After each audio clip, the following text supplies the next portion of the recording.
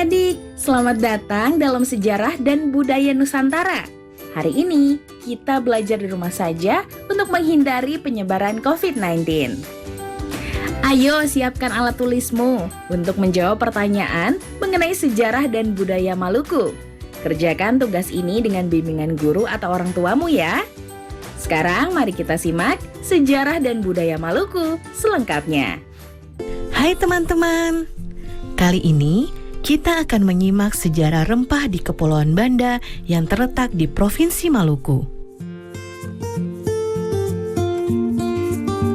Rempah-rempah yang tumbuh dan ditanam di Nusantara selama berabad-abad silam telah menjadi daya tarik bagi bangsa-bangsa asing untuk datang. Salah satu wilayah penghasil rempah terbesar di timur Indonesia adalah Kepulauan Banda. Kepulauan Banda adalah wilayah penghasil buah pala terbesar dan terbaik di dunia.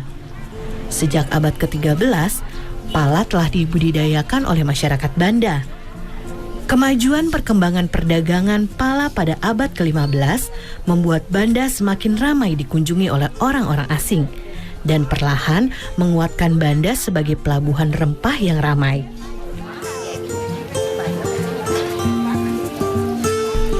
Sudah sejak lama, pala dimanfaatkan untuk berbagai kebutuhan hidup manusia. Pada abad ke-9, di Mesir dan India, pala digunakan sebagai pengawet jasad. Masih banyak lagi manfaat buah pala lainnya. Daging buah pala dapat dibuat sirup.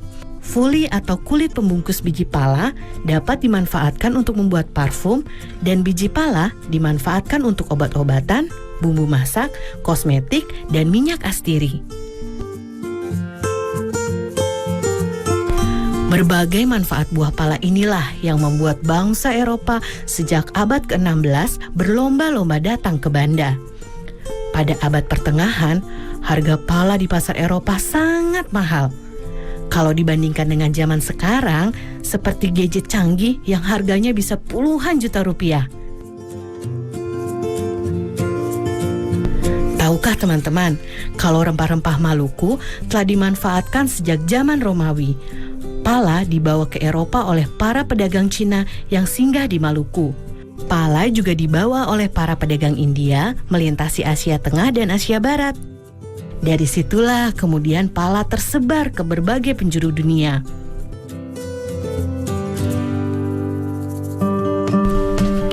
Selama puluhan tahun, bangsa Eropa berlayar mengelilingi dunia mencari sumber rempah-rempah. Bangsa Portugis menjadi yang pertama kali mendarat di Banda pada tahun 1512. Kedatangan bangsa Portugis kemudian disusul oleh kedatangan bangsa Belanda pada tahun 1599. Inggris pun tak mau kalah. Mereka menyusul Belanda datang ke Banda pada tahun 1601. Persaingan Belanda dan Inggris memperebutkan pala di Banda akhirnya membuat Portugis tersisih. Melalui Serikat Dagang VOC, Belanda menjalankan taktik yang kejam untuk menguasai perdagangan pala. Belanda bahkan tak segan menggunakan berbagai cara, termasuk menyingkirkan para pemimpin desa atau yang dikenal dengan orang kaya. Kedatangan bangsa Eropa yang ingin menguasai perdagangan pala membuat masyarakat Banda menderita. Kejayaan pala sebagai rempah-rempah yang dicari oleh masyarakat dunia justru membuat masyarakat Banda perlahan terpinggirkan. Pada abad ke-19, setelah Inggris berhasil merebut Pulau Run dari tangan Belanda, Inggris kemudian membawa pohon pala keluar dari Banda dan mulai menanamnya di Sumatera dan Malaysia. Sejak saat itu, monopoli perdagangan pala dunia yang dikuasai oleh VOC pun runtuh. Nah teman-teman, kini pala dapat kita peroleh dengan mudah di seluruh Indonesia. Ibu dan nenek kita sering memakai bubuk pala sebagai bumbu dapur. Kita juga bisa menikmati berbagai olahannya, seperti manisan, sirup, dan minyak gosok. Ternyata di balik bentuk pala yang mungil tersimpan sejarah yang luar biasa ya. Sampai jumpa di cerita seru sejarah Indonesia lainnya. Nah, adik-adik, sekarang waktunya menjawab pertanyaan. Siap-siap mencatat ya. Pertanyaannya adalah, bagaimana cara membudidayakan tanaman buah pala? Dicatat ya, bagaimana cara membudidayakan tanaman buah pala? Jawablah pertanyaan ini sebagai tugas ya.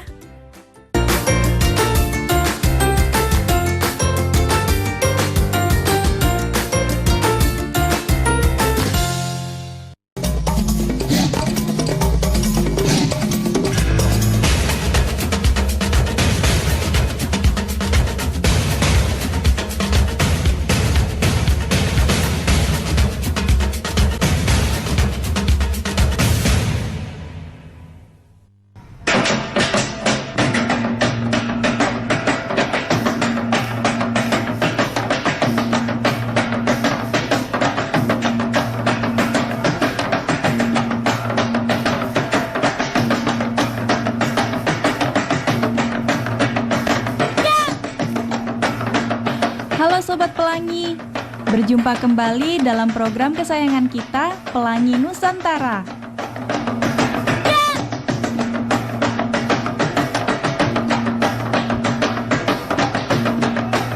Sobat Pelangi, coba lihat teman-teman kita yang cantik ini.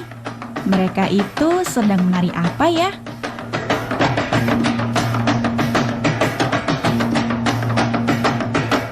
Oh, tari soya-soya.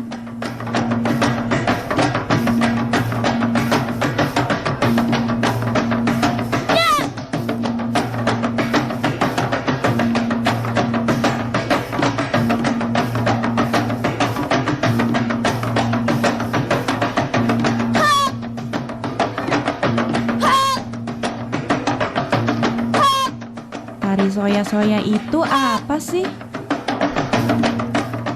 Adik-adik, tarian soya-soya itu adalah tarian perang ya yang menceritakan tentang peperangan ya, kemarahan masyarakat Maluku Utara. Dan asalnya itu sebenarnya dari Pulau Kayowa. Ya, Pulau Kayowa itu di salah satu pulau di Halmahera Selatan yang kemudian menyebar ke seluruh Maluku Utara. Oh, ternyata tari soya-soya itu berasal dari Maluku Utara. Aku ingin tahu deh, latar belakang atau sejarah adanya tari soya-soya ini. Waktu itu terciptanya itu secara spontan sebenarnya ya adik-adik. Pada saat masyarakat atau yang di sana di daerah Maluku Utara itu disebut dengan Balakusu Sekano-Kano. Ya, Balakusu Sekano-Kano itu artinya rakyat yang merasa marah mengetahui bahwa Sultan Babullah diculik kemudian dibunuh. Seperti itu sampai terciptanya tarian tersebut gitu. Sobat Pelangi, perhatikan deh pakaian dan tata rias wajah mereka. Keren ya.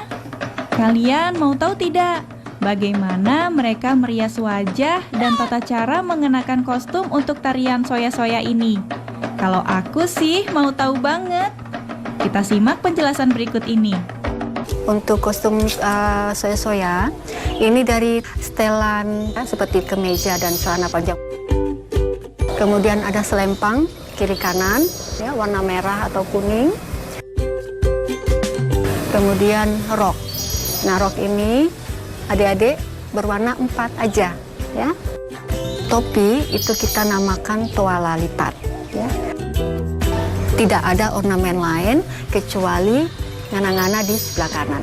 Dan salawaku yang kita pakai di kiri itu menggambarkan seperti ornamen untuk perang ya waktu saat itu. Jadi tarian soya-soya karena laki-laki semua, kita tidak memakai make up.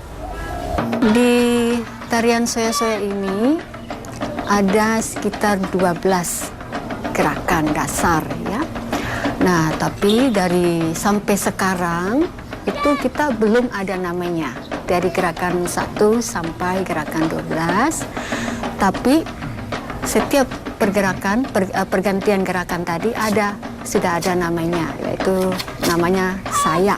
Ya, jadi setiap pergantian dari gerakan satu ke gerakan berikutnya itu kita namakan saya. Dan salah satu gerakan yang kita sebut suba, yaitu pada saat kita hormat, ya, kita duduk kemudian kita hormat, itu menggambarkan kita menghormati.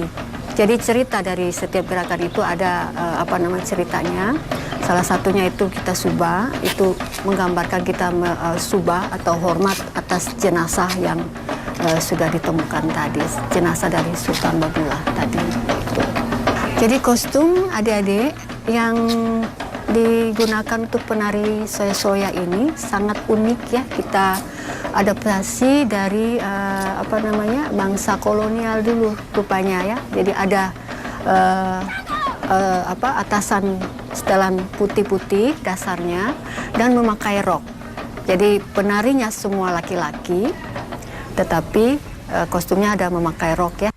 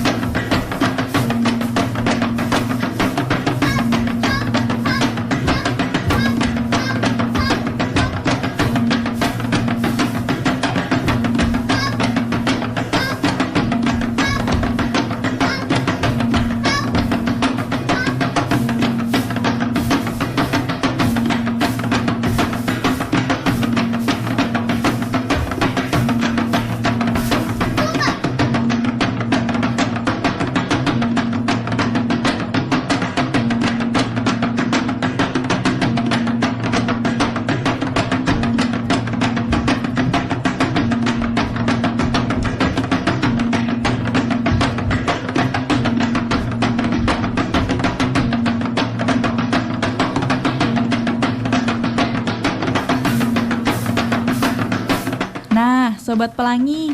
Demikian program Pelangi Nusantara kali ini. Sampai jumpa di episode selanjutnya. Nah, adik-adik, sekarang waktunya menjawab pertanyaan. Siap-siap mencatat ya.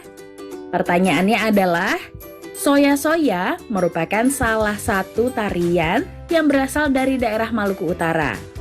Apa yang harus kamu lakukan untuk melestarikan budaya nasional seperti tari soya-soya? Dicatat ya, soya-soya merupakan salah satu tarian yang berasal dari daerah Maluku Utara. Apa yang harus kamu lakukan untuk melestarikan budaya nasional seperti tari soya-soya? Jawablah pertanyaan ini sebagai tugas ya.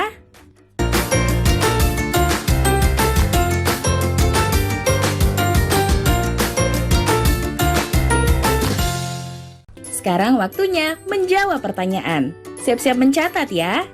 Pertanyaannya adalah, apa nasihat yang terdapat dalam lagu Rasa Sayange? Nyanyikan lagu Rasa Sayange di depan ayah bundamu. Dicatat ya, apa nasihat yang terdapat dalam lagu Rasa Sayange? Nyanyikan lagu Rasa Sayange di depan ayah bundamu. Jawablah pertanyaan ini sebagai tugas ya. Baik adik-adik, nanti kerjakan pertanyaan-pertanyaan tersebut sebagai tugas dengan bimbingan guru atau orang tuamu ya. Sekarang adik-adik belajar di rumah saja, sambil menyimak berbagai sejarah dan budaya Nusantara yang hanya ada di TVRI tentunya.